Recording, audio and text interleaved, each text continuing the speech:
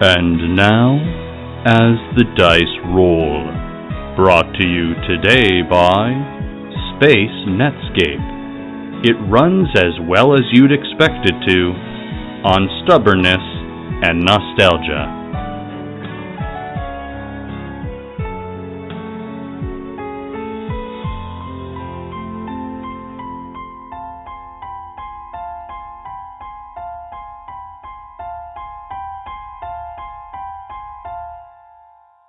Previously on Cautious Optimism. It takes off its helmet, and you see a purple face that looks like a much larger version of the face of the little purple guy that you guys had back in the ship. They bring you inside their ship. You are flabbergasted by the level of technology that you see all around you. Change of plan. We've got smugglers who've attacked the ship and stolen one of our crewmates. You pick up the purple guy and you grab the power conduit, and you're able to get out of there. As she steps out, I'm going to pull the door closed behind me, jam an electronic lockpick in there, and break it off. You hear pounding on the door as people are trying to get out of the shack, and suddenly, pew! This one hits the shack directly and vaporizes it.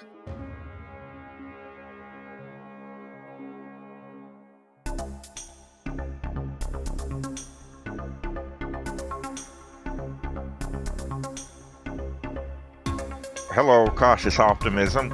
Aurora Borealis Shand. A human woman. I'm not interested in selling this ship. She has a huge smile on her face. She's very important to me. Hank Crawford. Engineers. Bad news, good news. Bad news, fuel leak. Coming and going from the spaceport. Good news, I found duct tape. Kyan Brunt. A Mator. I am a doctor. A 9-foot-tall, 4-armed creature. I don't care if they call me, hey you, just let me do my job. Rico. Humanoid. I'm observing you. Cat person. It's for science. Toss. A slimy, gelatinous... what are you hauling? Goo thing. Thank you, Cautious Optimism. Welcome to the station.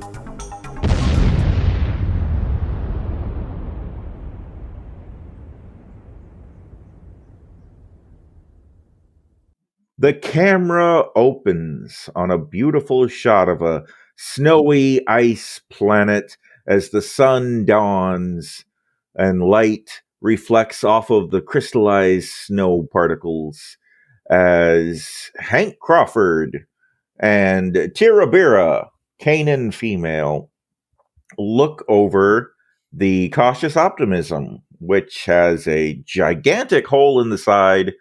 And a lot of its important components that make the ship run are inside a big sack that Hank is holding, having recovered it from the bandits. And Tira looks at the ship and turns to Hank and says, "We're awfully rave." Thank you. I didn't feel like we really had a choice. We had to get out of the sky, so we just took it like she was. Well, you really want to rewear it? I feel if we don't repair it, the captain would be sad. Ryrene, you're right as well as right over with a brand new rep at this point. I would probably agree with you, but again, like I said, the captain is rather attached to this bread box. He's a rat for it. I mean, the Red Rock says Ralph is not a rat anymore. I don't even know what she said that time.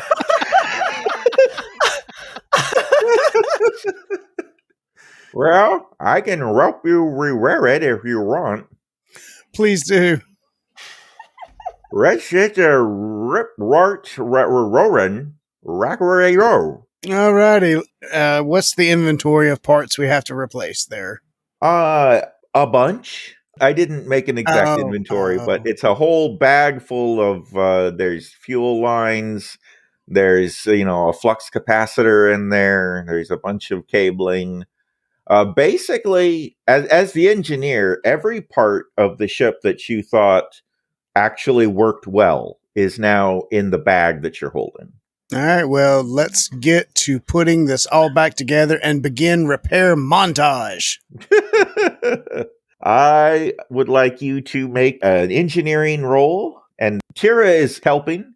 So why don't we do, I don't know if with advantage exists in GURPS, but roll the check twice and take your best one. All right, first roll. I'll stick with the first roll. It's a 6. Success by 6, but we'll roll it twice to go for the critical. Yeah. Did not get the critical. All right, so several hours go by, and you and Tira seem to be a really good team, and you get all the important parts put back together, plugged in and everything. So the ship is basically as operational as it was when you landed on the planet. There's still the problem of the gigantic hole. And as you guys are working, Hank is probably in one room working away on something, and you hear in the next room over where Tira is working, little conversation that goes something like, "What are you doing?" "Roo-ass rat! It is I, Shipcom." "Right up! I'm putting my work on the river." "You are unauthorized. I am going to alert the authorities." "You don't have any authorities." And I'll run in the room to run interference.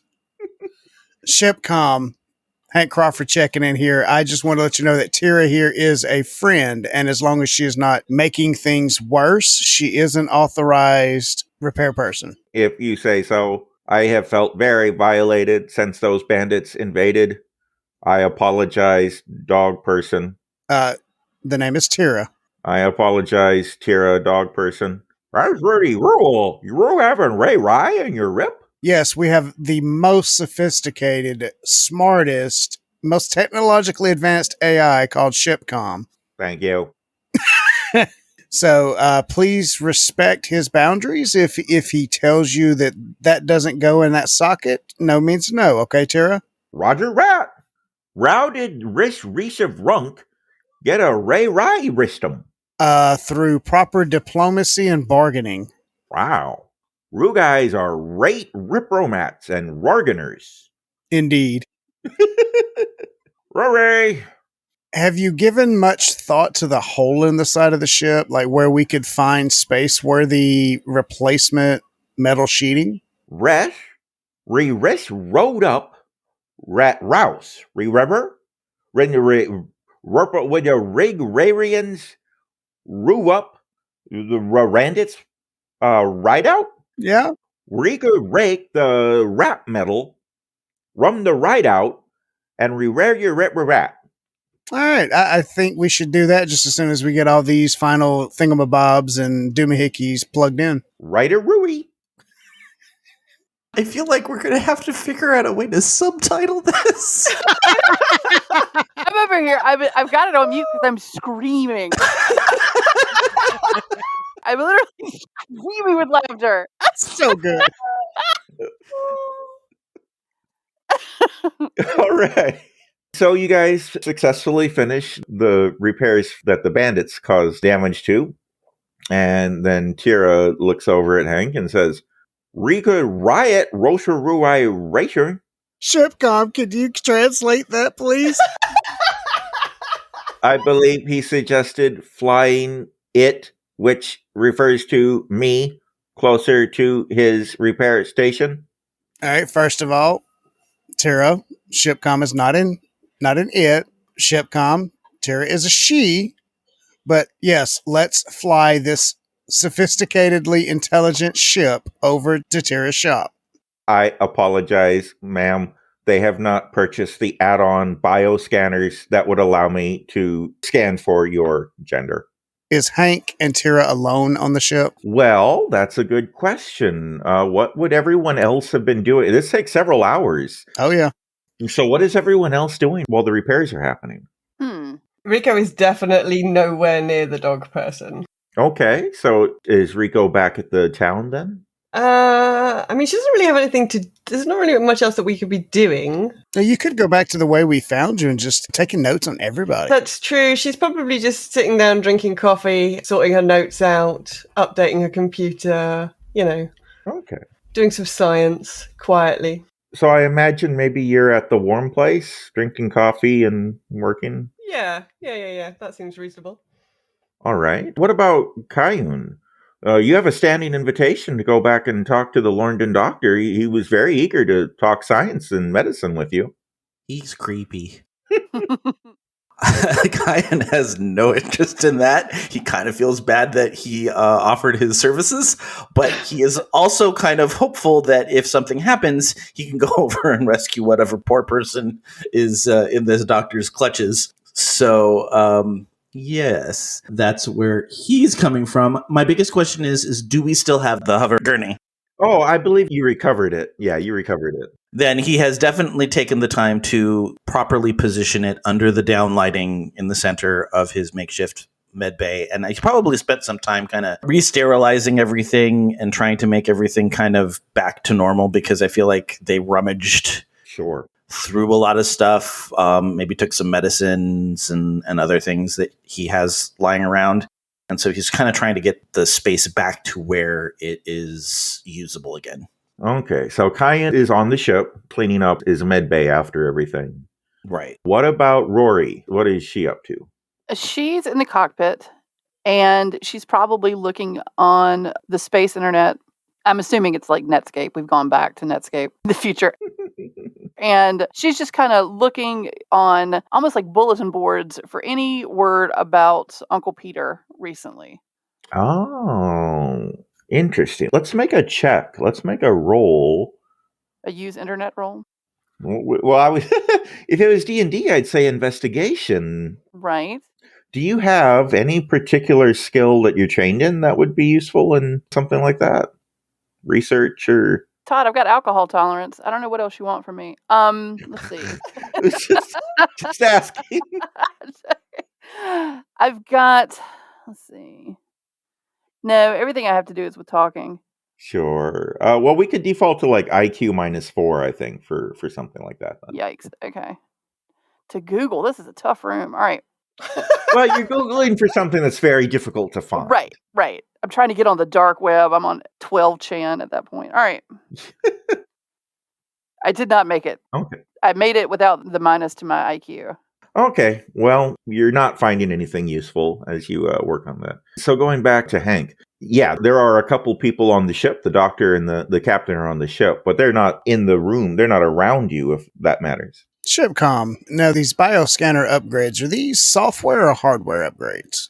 It is a package. You would have to install bioscanner sensors, hardware in the ship, and also apply the correct software module to my OS. Yeah, I could definitely handle the software here, but we're on a bit of a remote planet. I don't know that I'm going to find the actual scanners. But I will keep that in mind. That sounds like a really good upgrade to have. Indeed. Especially if you keep collecting unknown aliens from all over the galaxy. I would agree. All right. Shipcom, open a channel to the cockpit, please. Beep, beep, boop. Rory here.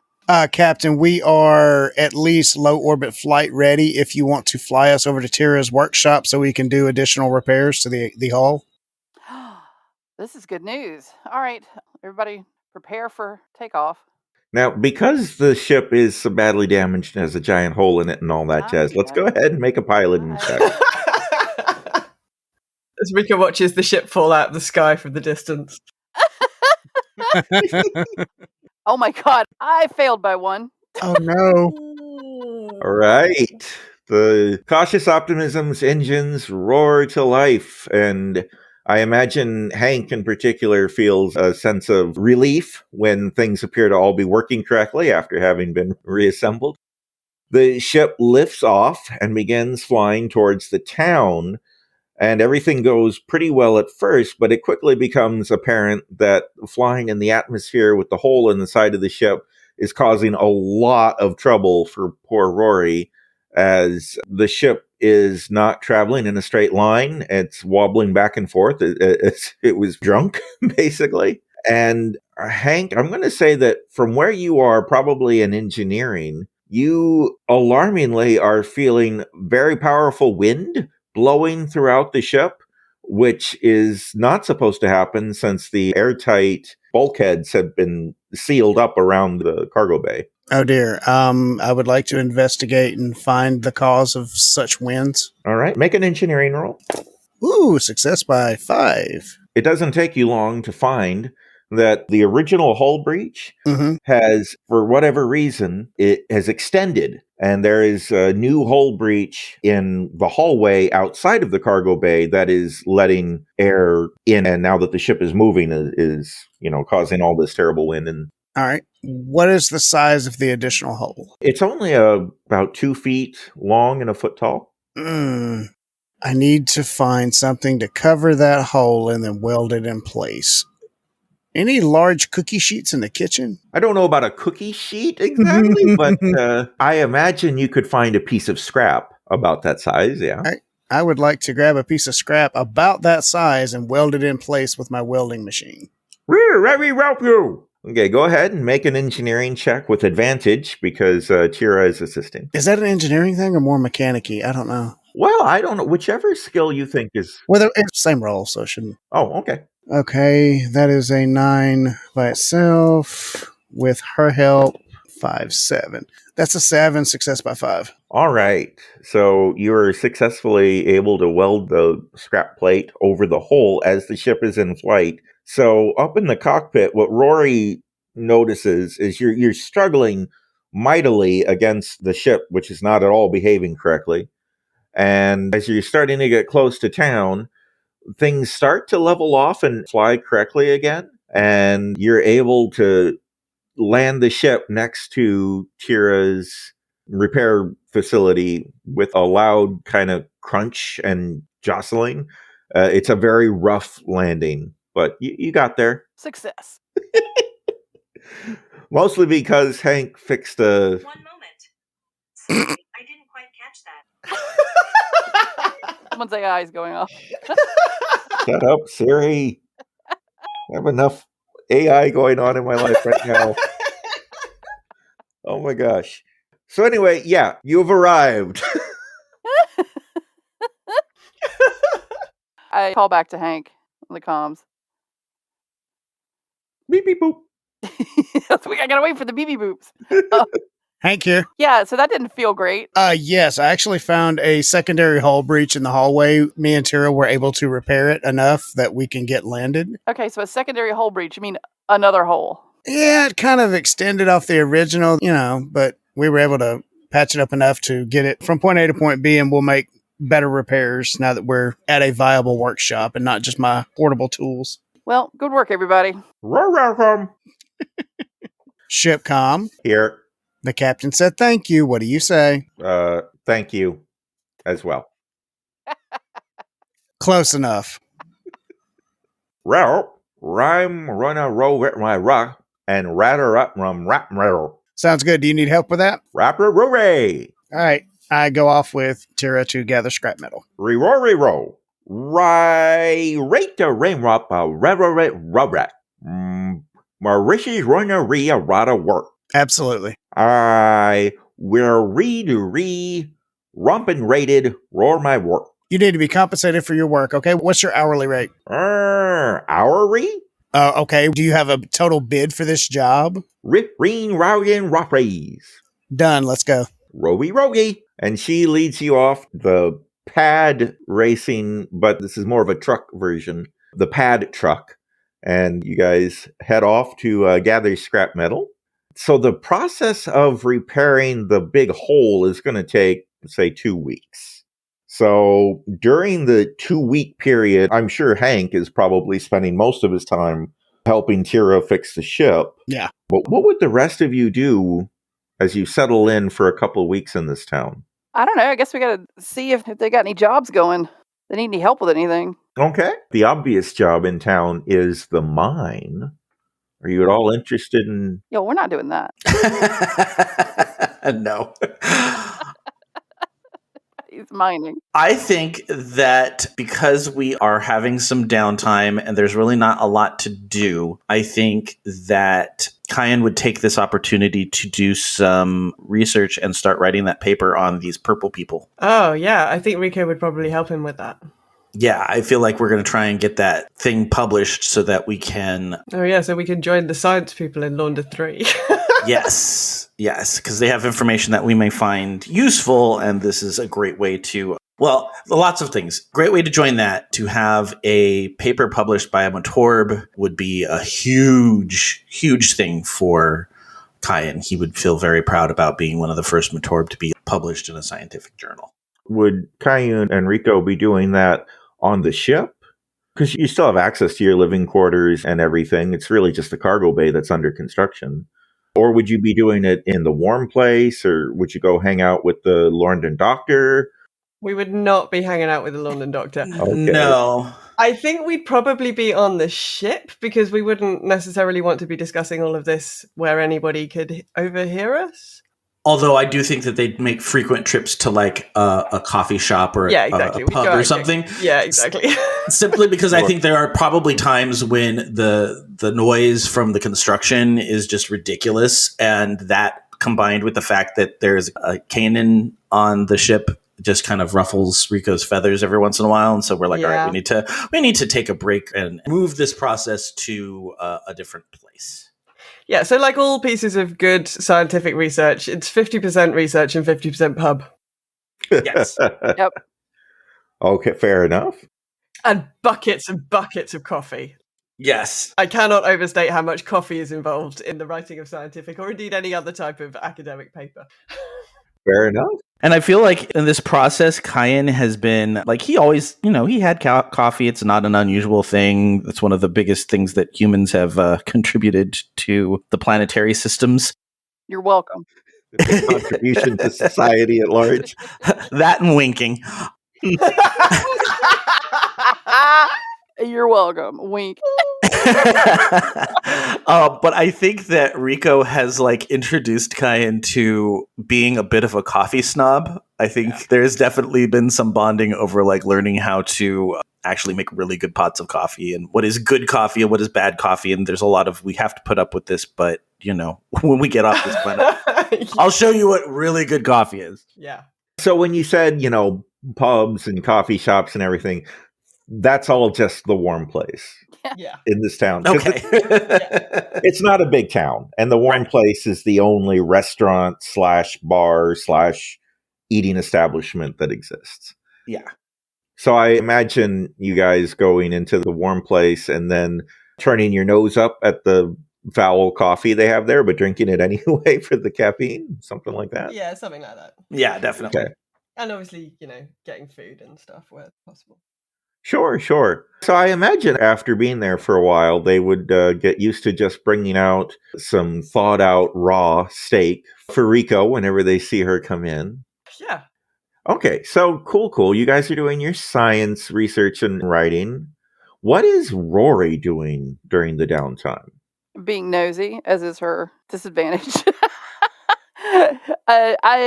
Rory is going around basically hanging out at the warm place, talking to folks, trying to make connections, trying to hear the scuttlebutt and the gossip about what's going on. Because it's possible that you could, end up helping people. It's possible you could end up making some money, but you're never going to know unless you ask questions and listen to people while they're having their conversations. Absolutely. All right. That all sounds great. After a few days, Rory, your space phone telephone starts ringing. Beep, beep, boop. I answer it. Hello? Oh, Kelly. This is Anya Breck. I'm sorry. Not Kelly. Rory. Hello, Rory. Wrong number. Hangs up. This is I'm sorry. Oh man, we got some bad stuff going down. My mind is just a mess. Beautiful name there. Yeah. Anyway, this is Anya Breck. Are you anywhere near planet Circom? Out of character, do I know? Am I? You're nowhere near it. So Anya, it's funny you should ask. No, nowhere near it. And right now, this ship isn't working.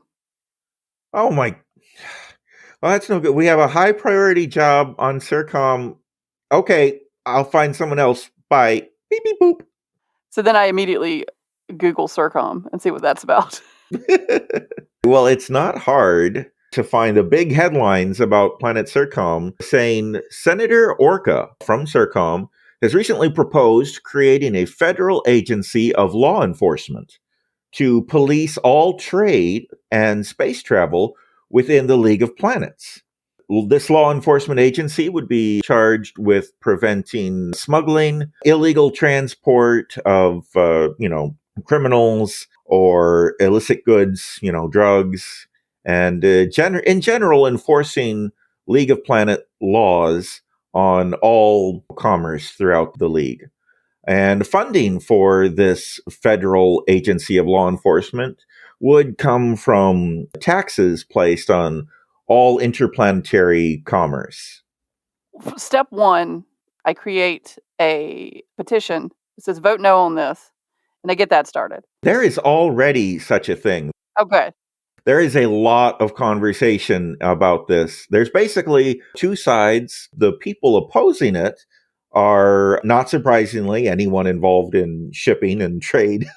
But also there's a lot of talk about how this would give too much centralized power to the League of Planets and power over the other planets that are supposed to be sovereign and able to conduct themselves. A lot of planets don't like the idea of federal police coming in telling them what they can and can't do or whatever. A lot of people are worried that it'll infringe on planetary sovereign rights. And then there's another big faction in support of it saying that the League of Planets doesn't have any teeth, that it enforces rules to ensure the well-being of all people, like, saying that slavery is outlawed or drugs are outlawed.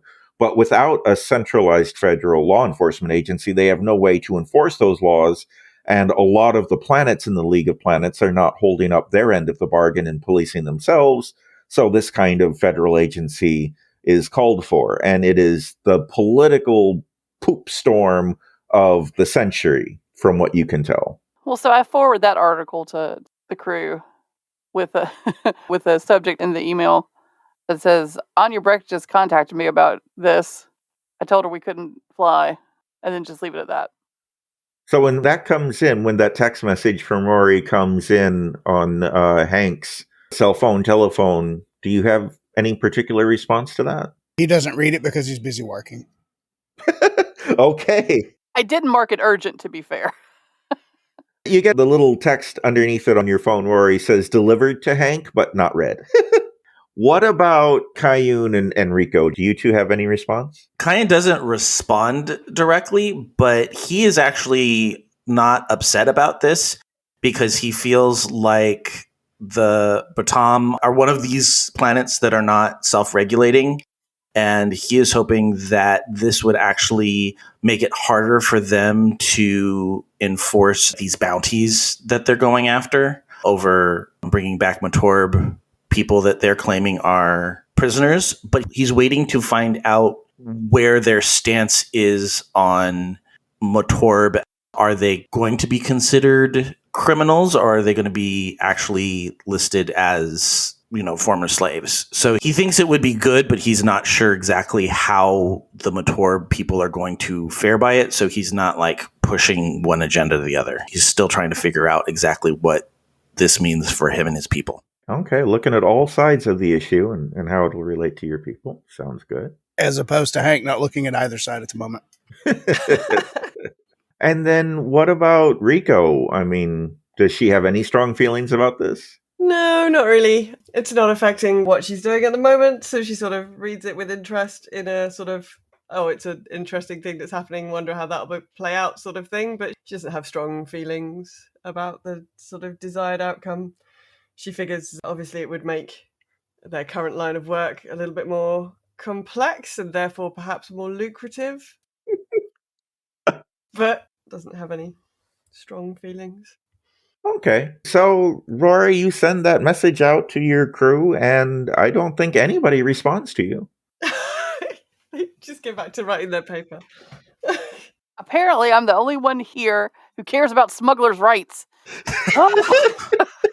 I do think that over the next several days, Kyan does have debates with Rory about why he's not completely opposed to it and why he's if this stops the illegal return of Matorbs back to the Batam homeworlds, then, he's definitely for it, because right now they're kind of just running willy-nilly through the universe, picking up Matorb and bringing him back, and that's not cool. Do you two want to actually have that scene? I mean, let's have that conversation if you want to. Yeah, Kyan. Come tell it to me to my face. Well, he says just that. He's like, this would hopefully make that encounter that we had with those bounty hunters a lot less frequent, because they wouldn't be the ones coming after someone like me who's just a mature minding his own business. But, there is always the possibility that the new law enforcement system will look at us as fugitives. That's not okay. But as long as that doesn't happen, it would really help my people out considerably. I get that. You're a good guy. It makes sense. My whole thing is, right now, this would be very, very, very bad for us. Because we're not doing necessarily stuff that's on the up and up. And if now we have the entire League of Planets checking our every move, we're going to have to get substantially better at this. And I don't know if you've noticed, but there's still a hole in the ship. Yes, but that's a hole that was caused by bounty hunters that were allowed to roam free because we don't have this kind of police force in place. But I don't know that they're going to be any good at stopping bounty hunters. I think they're just going to get killed or co-opted or corrupted. And so now it's so much easier to fight planets individually than it is when they get together as one. And then, we're going to have to change all the logos. It's just going to be a big old mess. I totally get that. But at the same time, anything that will help keep the Bertom out of my people's business is a benefit for me. And I realize that this affects us as a crew, but I feel like the repercussions of it are a lot more wide-reaching than just our personal situation. Well, I understand. And I hope you'll understand that I already forged your name to the petition. But it doesn't really matter because the petitions don't count. I think at this point he would assume that I think they've developed this humor that he knows that he assumes that she's kidding, but there's that little thing in the back of his mind where he's like, is she really kidding, or did she really put my name? That would be bad. Oh my goodness. Yeah, no, she's kidding, but she goes and deletes all the email. The thank you for signing the petition. delete.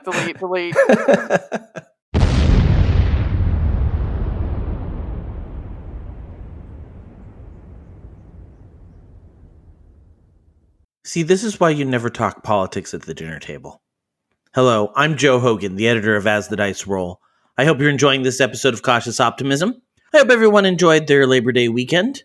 We're going to jump right into what's going on with our cast this week. We all have our own little corner of the interwebs we call home, and we'd love for you to enjoy all the content we're putting out in the world. We are talking zombies on Geektitude for the rest of September and October. We'll be starting this week with the movie that established the genre, George Romero's Night of the Living Dead. Ray and I will be talking about both the original and the 1990 remake. And Katie, who plays Beth on What Is Not, will be joining us for all of our zombie episodes. If you've always wanted to own a farm, but your pa sold the farm and then moved the family to the big city to follow his dreams of being a street performer, you might like Todd and Bama's new podcast, Farming Simulated. Go check them out for everything you ever wanted to know about Farming Simulator. And of course, you can catch Kelly on Mating Habits of the Modern Geek, Raven on Girls Gone WoW, Todd on Nerdberg Review, and Bama Shocks over on King of the Heel.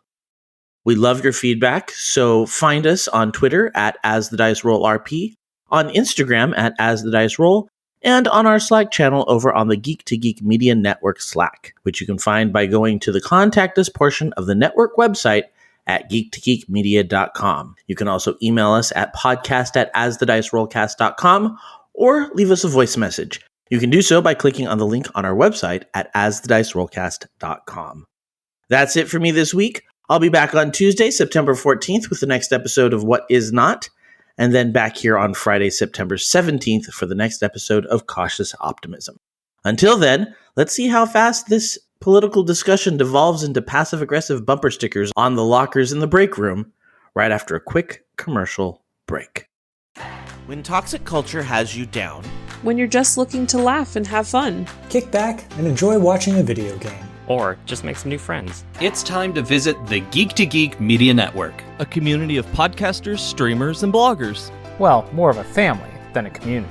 All dedicated to geeking out about the things we love. Things like video games, Star Wars, comics, Movies. K-pop. Disney Plus. Keanu Reeves. No. Or whatever our community decides is the next best thing.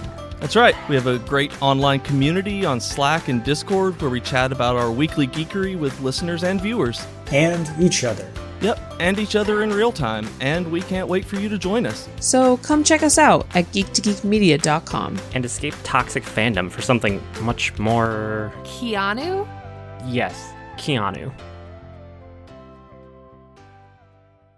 Are you two having that conversation on the show? I don't know. I would assume so. Yeah, kind of like maybe just hanging out in the cockpit one day, just like there's nothing really to do. Because I keep bugging him about it. Reply to this email. He's like, all right, let's talk. So as you guys are having that conversation, does Rico or Hank, if you guys overhear it maybe, do any of you want to jump in and comment?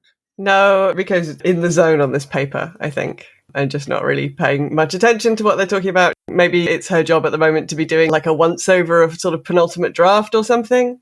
Okay. Yeah, and it's very difficult for Hank to hear anything over the sounds of an arc welder, so... Well, that's fair, but I mean, this is a couple days after the initial news, so you've had time, Hank, to check your text messages and get caught up on politics if you can. Oh, you don't know Hank very well. Oh, well, I mean, okay. Because he has not replied to my email, I would have asked Shipcom to broadcast mine and Kyan's conversation into Hank. Okay. Into the engine room.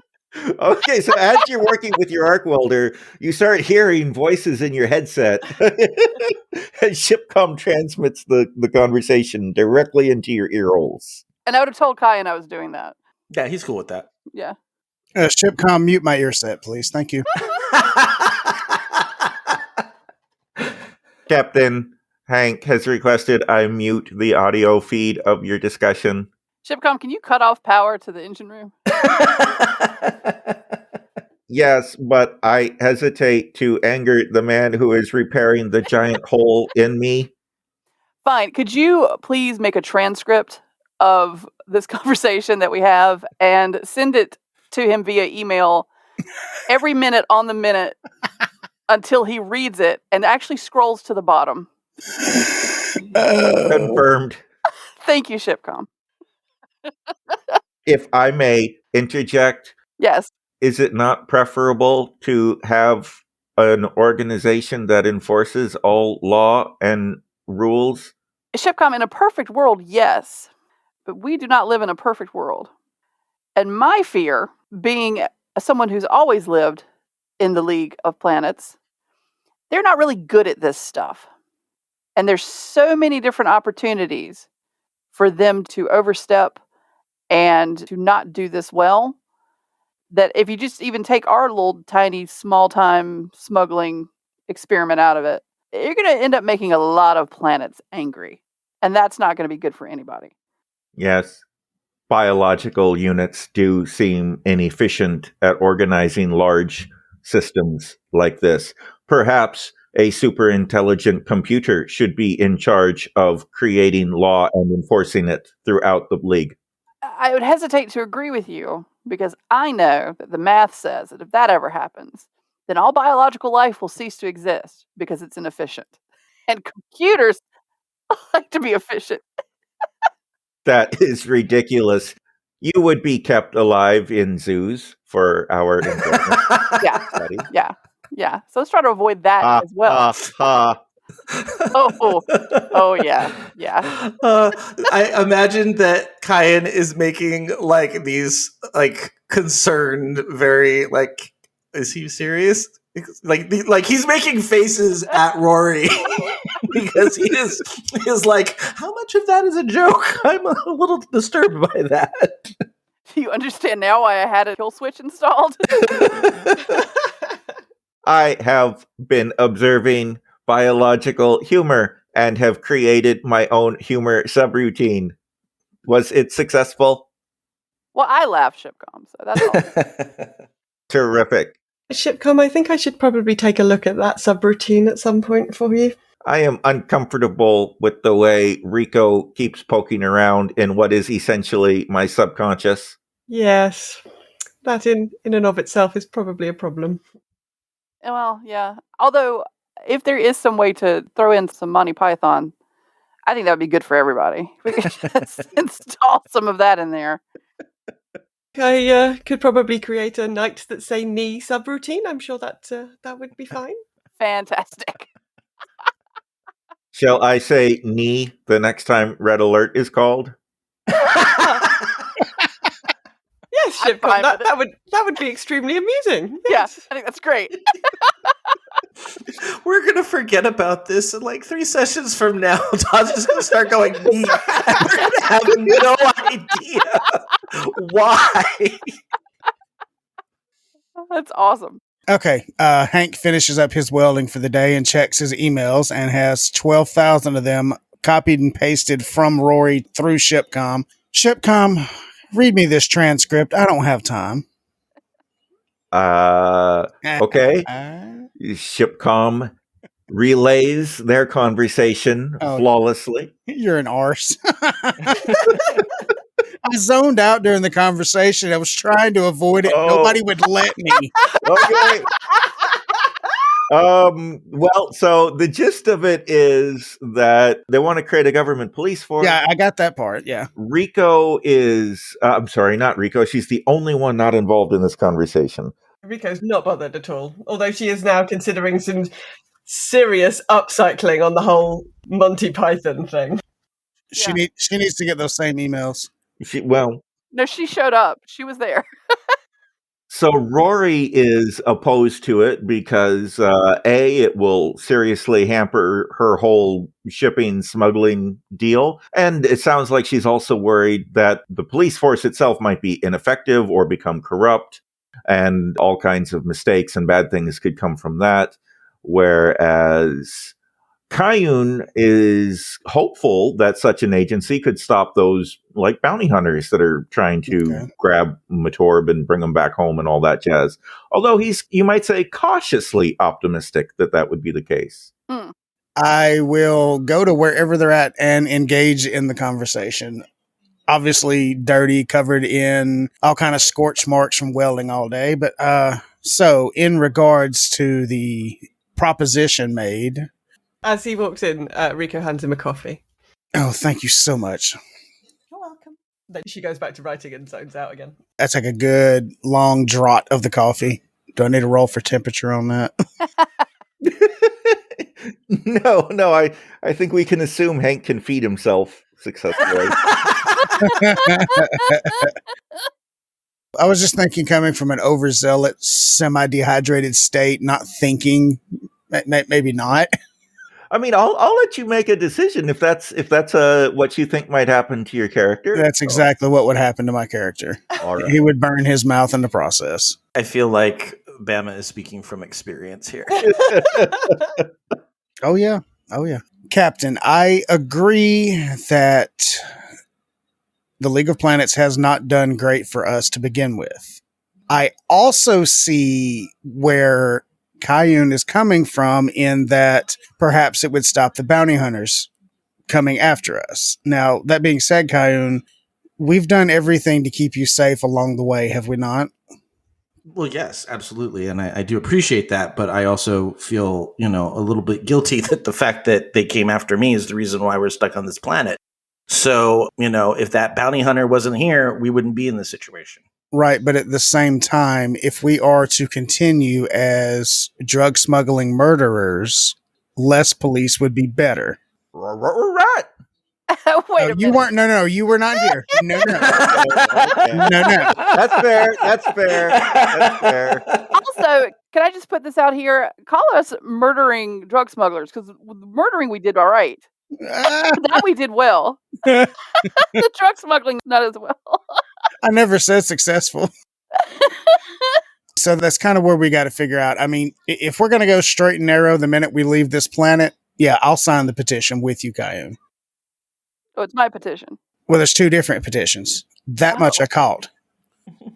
If we're going to continue down this road of hiding in the shadows. Maybe if we don't enable them to add more lights to it, we're going to be better off. So, I mean, I guess we have to decide what our identity is going to be going forward. I would definitely agree with that. And I will just let you know I have signed no petitions because, as I said, I got to see where the Matorb people fall on this, because there's a lot of political pressure from the Breton people that if they don't get what they want, they're going to pull their technology. And if that's the case and the League of Planets allows them to continue doing what they're doing, then hell no, I'm not interested in having this police force flying around the universe. I agree. Now, Captain, do you understand where Kyone's coming from on this, though?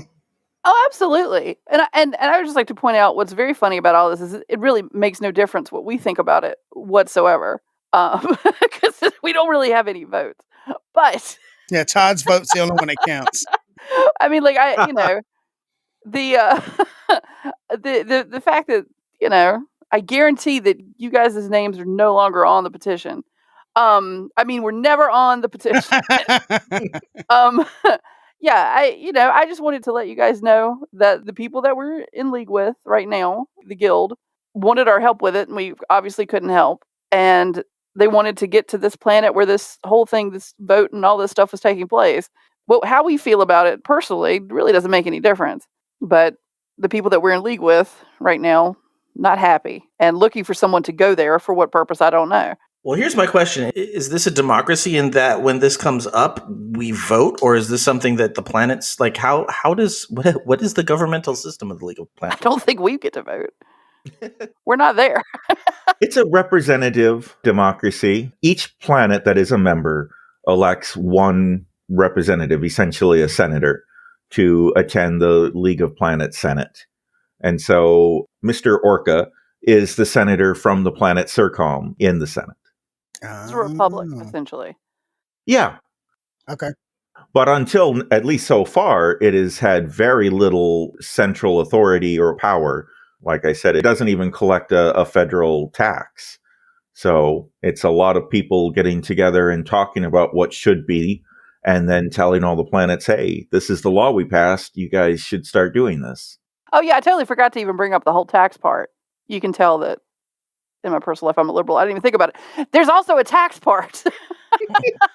Of course, it's also going to cost us money.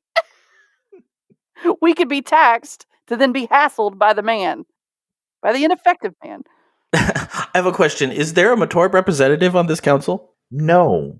Oh. Yeah, I didn't think there would be. Yeah. The Matorb are represented by the Bratum people. Oh. Yeah. Well, here we go, y'all. Cayenne Brune 2,321.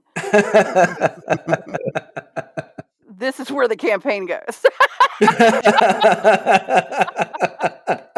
The Bratum would argue that when they have their election to elect the senator, that the Matorb are free to run, and if they get the most votes, could become the senator themselves. A Matorb could be. You know what, too, Bratton won't be? They won't be arguing that? Sorry. So go ahead. Oh, boy. The problem is, though, is that in order for them to legally run, they have to actually go back to the planet. Yeah, that is true. Where they're promptly imprisoned. Yeah. And it's also just a generally empty statement. Obviously, there's so much racism and whatnot on that planet that a Matorb would never get elected the way things stand right now. Yeah, the Matorb can't run if they're not there, and they can't vote if they're not there. And there's a relatively small percentage left on the twin planet system that are Matorb, because they all got the hell out of Dodge when they were able to. Yeah. So, yeah, your people essentially don't get a vote. See, this whole election thing's rigged anyway. Let's just not participate.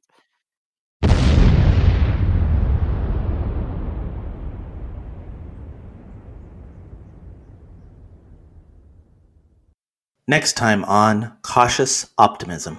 She just stares at the dog person, hissing. I'm wondering, how are we going to get out of this guild? We could always just stage a coup. A capable Matorb doctor came to town, and we were kind of hoping maybe you'd consider staying here. Well, we want you to be our doctor, too. But Rory, we can't hold him back if this is to be his ultimate destiny. You've been listening to As the Dice Roll. The As the Dice Roll intro music is The Soap Opera by James Bowers. You can find and license his music through Pond5 at pond5.com. All the rest of the music in this episode is by Darren Curtis and can be found at darrencurtismusic.com. The opening voiceover is by our very own Rob Sometimes. You can find his podcast at comicbox.libsyn.com, and the As the Dice Roll logo was created by Maricel Edwards. Check out her book No Great Matter at msedwards.com. As the Dice Roll is a proud member of the Geek to Geek Media Network. Check out other Geek to Geek shows, streams, and content at geektogeekmedia.com. If you'd like to contact the show, you can send an email to podcast@asthedicerollcast.com. Individual players and GMs' social media can be found on our website at asthedicerollcast.com.